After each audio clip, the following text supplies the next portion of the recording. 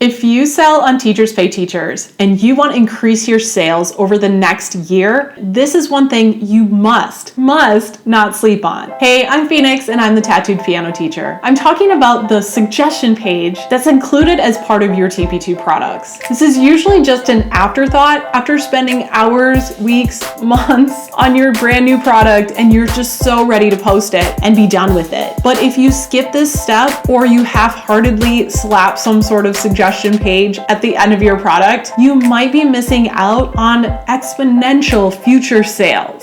So in this video, I would love to talk to you about how to start implementing suggestion pages as a part of your products, or if you are already using them, how to make them even better. If you're a new TPTer, you might be thinking, what the heck is a suggestion page? I know when you're first starting out, there is so much to learn. Let's just briefly talk about what this additional element is. A suggestion page is simply a part of your PDF document that you are selling on Teachers Pay Teachers that gives people who buy the product a way to link back to your store. You can suggest products that you think people might like, sell them a little bit on the suggestion page, and if the buyer is interested in another one of your products, they can literally click on the picture in the PDF and be directed to that sale page in your TPT store. You spend all this time making bundles, creating your logo, making everything perfect for your branding in your storefront. But if teachers only buy one thing from you and then can't remember your name or don't remember to come back and look at your store, then you might be missing out on gaining repeat customers. And repeat customers are invaluable. Think about it. Someone might buy a $2 product from your store and use it, and they might love it. It might be the most helpful thing that they use that month. But if you have no way to follow up with them and get more sales from them, then $2 might be the only sale that that person ever makes, even though they really love your style of creating and your unique approach to resources. Now imagine that same teacher investing only $2 in one of your products, loving it, and then the next time they open up that product to print it, they see your logo, maybe a picture of your face, your name, and they see another product that is directly related to the one they have, or maybe even a bundle that has 24 different variations of that same $2 product they love. And at this point, they're sold. They love your product and it's a no-brainer for them. So maybe they come back and now they get a $10 bundle.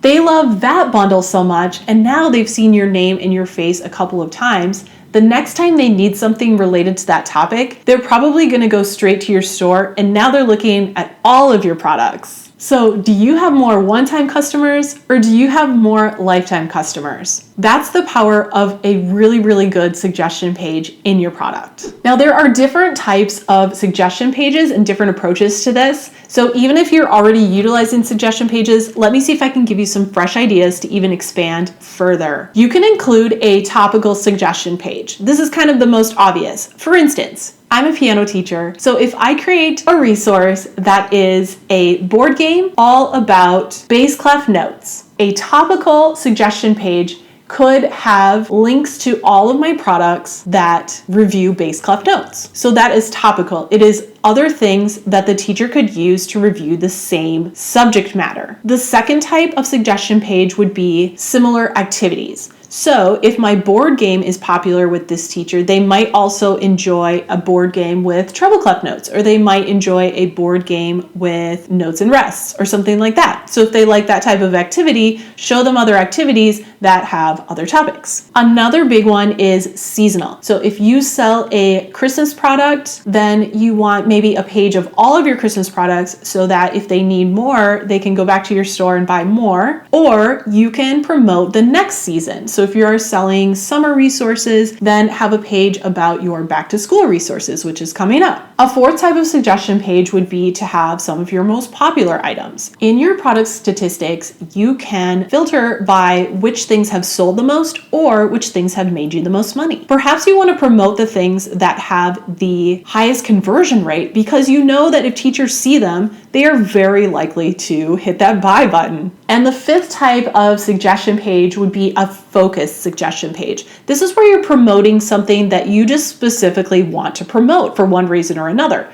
Perhaps you just started your email list and you really want to get people on that email list. Then your suggestion page, instead of bringing people back to your TPT store, could bring them to a landing page to sign up for your list. If you sell a course, then maybe you want to promote that. If you just started a blog and you really want visitors to your blog, then instead of suggesting a product, maybe you link to a relevant blog post or something like that. So those are the different types of suggestion pages. You can combine two ideas together on one page, or you can include multiple different kinds of suggestion pages on the same product. Okay, so hopefully your eyes are full of dollar signs here. You are seeing the potential of a one-time buyer becoming they buy this, then they buy that, then they buy that, then they're a lifetime customer. So how do we create a suggestion page? The easiest way to create a suggestion page, in my opinion, is in Canva. So if you have a Canva account, come along with me. Let's make a suggestion page together. Let's create a design in Canva. We're going to make the design the exact same size as whatever your product is. So for most PDFs, I'm guessing this would be your typical 8.5 by 11. We'll change the units to inches, enter 8.5 by 11, create new design. Now I'm going to add a background to make it a little more festive. Let's make a Halloween themed seasonal suggestion page. I'm going to find kind of a Halloween background that would be cute, but can disappear into the background. I'll just stretch that out.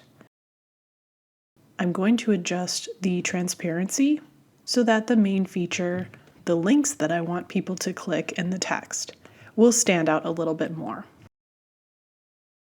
We'll add some spooky elements just to liven it up a bit.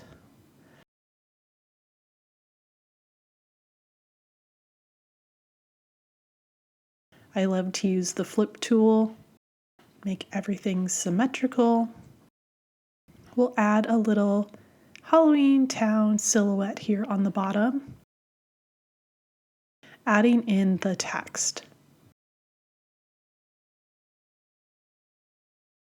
Let's call this More Halloween Fun, which means this would be a suggestion page for a Halloween product. Spookify that font a little bit. I'm going to add my logo down in the corner, and later on I'm going to link this so that people can click on my face and go straight to my store. Stay tuned because there's a special procedure to link these, and we're going to get to that in a moment.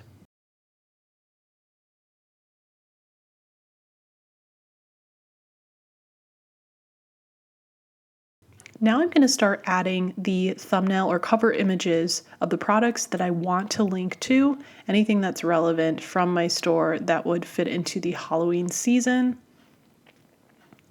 And then I'll just organize these so they look nice on the page.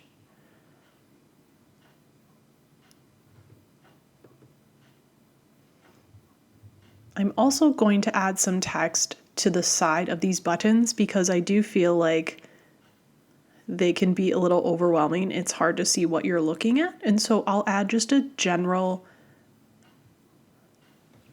topic of what the activity promotes or reviews, and I'll just put that to the side. People can either read the text on the images or they can read the text beside the images. Wherever their eye goes, they're gonna know what they're looking at, and that's kind of what we want.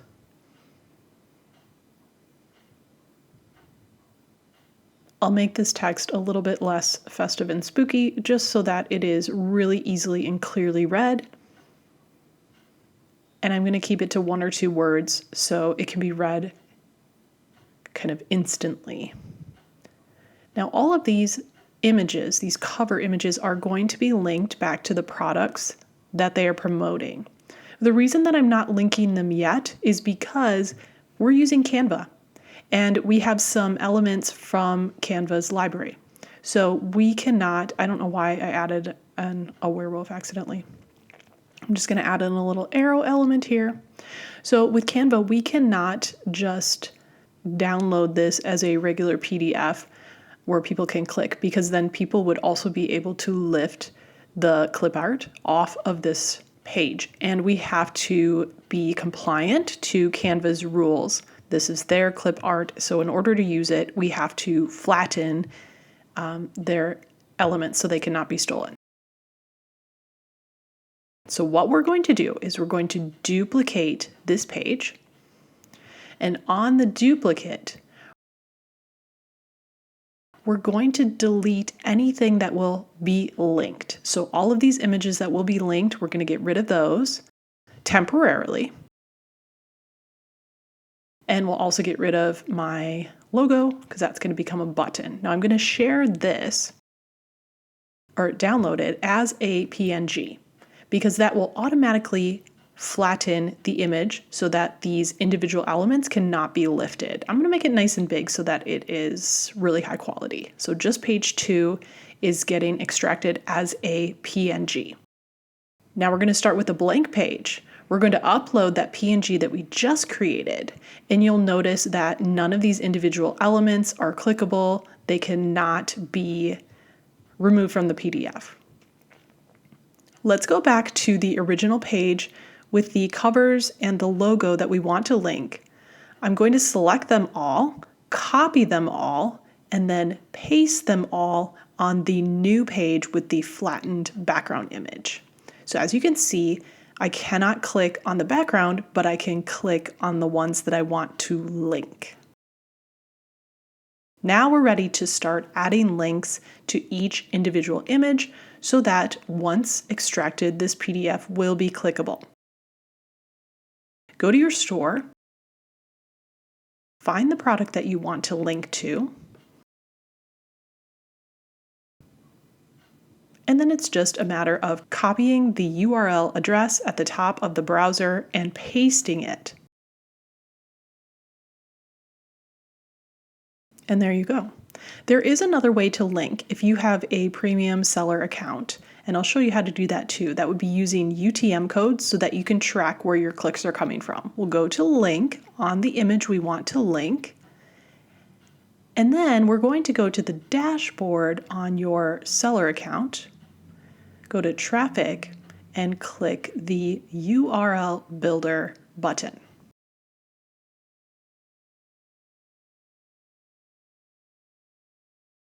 Find the product that you want to link here.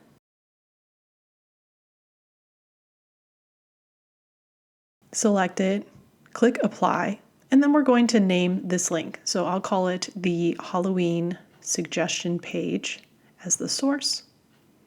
And for the campaign name, I'll just give my product a nickname, Compose in this case. Generate, and then down at the bottom, you'll find your link. Copy your link. Now go back over to the image in Canva, paste, and done. Now you can track the clicks that you get from this product page to your store. You can also link to your store using a UTM code. I'm going to select link, go back over here, and then instead of selecting a product, I will just select the first one, which is my entire store. And then we'll just call that store link. Generate, copy link, and then back over in our Canva account on my logo, I will copy that link so when my logo gets clicked on, people will go to my store. Now we'll share this, download it. This time we're going to download it as a PDF standard. Do not do PDF print or PNG or anything else. PDF standard is the only one where your linked images do not flatten as well. We already flattened what we needed to flatten.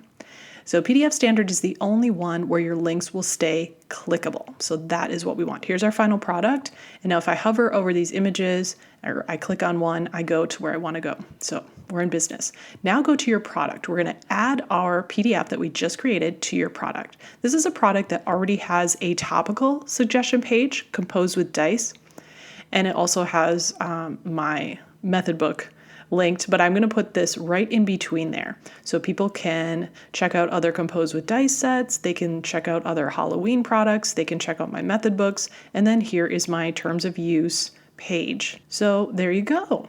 All right, now you are going to be creating some absolutely perfect, relevant, eye-catching clickable suggestion pages for your products, your sales are going to grow over time, and the exponential growth is just going to continue into the long term. So one created page today is going to create more sales for you next year and the year after that and the year after that. Now, one note, you do have to maintain your suggestion pages. For instance, if you have 2 St. Patrick's Day products right now, and so you make a suggestion page on your one St. Patrick's Day product to point to the other one, and then that one points to that one, then next year, if you create 7 new St. Patrick's Day products, don't just put that new suggestion page with all 9 products on your new stuff. No, my friend. You need to get the new suggestion page, update the old suggestion page on your old. So, okay, does this make sense? So you have to keep going back to your old products, look at your old products, what's the suggestion page looking like? And if it only has really old stuff, or it's not relevant, or it looks kind of derpy, or any of the above, then create a brand new suggestion page, delete the old one, add the new one to your PDF file, and then upload that to replace the old product on TPT. So update your suggestion pages before making a new product. It will actually, if you only have time to do one thing, I would suggest updating your suggestion pages on old products. Number one, your old products are more likely to sell in this season than a brand new product. If you are like, I gotta get this new Christmas product made by December 1st, go ahead with your bad self, but it's probably not gonna sell a ton this December unless it really takes off as a new product. More likely, you're gonna be selling your old Christmas products. So if you only have, a half hour in your week to work on your TPT shop, a better use of your time rather than creating products from scratch is to make an updated suggestion page for last year's bestsellers. Look at your old Christmas products. Are they promoting other Christmas products? Are they pointing teachers towards your totally awesome winter seasonal worksheets or whatever? So this is a small time investment that can really have a big return in the long run. So go off and make your beautiful suggestion pages. Now, if you are new to the channel, make sure you subscribe. I talk about things for piano teachers, but I also talk about things for TPT and Etsy sellers. If you're curious about my journey a little bit, here's a video that I made recently about how TPT has been going for me lately, and I hope to see you on that video or another one very soon. Thanks for watching.